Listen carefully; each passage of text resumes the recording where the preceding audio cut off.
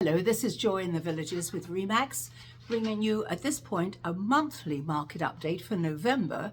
Because of the holidays and the election, things have been a little bit slow overall, although the Villages always maintains activity. As an example, in November, we brought in 137 listings. We sold during that month also 137 listings. So we're constantly turning our inventory over. But I will say that November has been very slow. October, November, I think the numbers are better in August and September, but we are anticipating a very productive first quarter. Everything points to that. We're very optimistic, and as a realtor, having done this for so many years, you can see the patterns after a little while. So I'm very comfortable with what's going to be happening come January. I think mortgage rates are going to drop. I think probably by next April, March, April, I think we're going to see an easing in the market. We certainly in the Villages have enough buyers coming in right now. They're looking at everything. But I think it's the beginning of the year when you can expect to, if you're listing, to sell. If you're buying, go and buy now actually, because you've got a lot to choose from. So let me give you some numbers to give you an idea of what's been happening. New listings, and we took in for November with 137, as I mentioned. We put 101 into pending, and then we sold 137. Days on the market, about 45, 55 days overall. Back on the market, 35 listings during the month. We had price reductions. This is not a good number.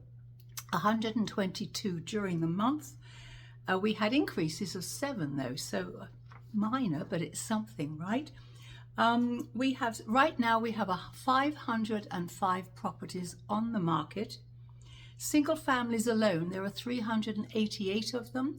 Villas, there are 117. That's as of today on the MLS. This is nothing to do with the Villages properties on the market. This is strictly MLS agents who hold these listings. So like I said, come January, I think we're going to see some movement. Right now, we're going into the holidays. It's been a difficult year for a lot of people. Hopefully we'll be getting into that first quarter and things are going to ease up. I just wanted to say over a 30-day period, activity-wise, a single family, 2 to 3 bedroom, actively on the market. There are 97 of them right now. That just for November, there were 97 that came on with an average price of about $424,000. Pending properties, we put 86 into escrow in November with an average price of $402. That's kind of reflecting what we were talking about with that slow November. But we sold 90, average price $418,000, days on the market approximately 42. Now for villas, over that November 30-day period, actively there were 40 villas that were on the market with an average price there of $359. That went up.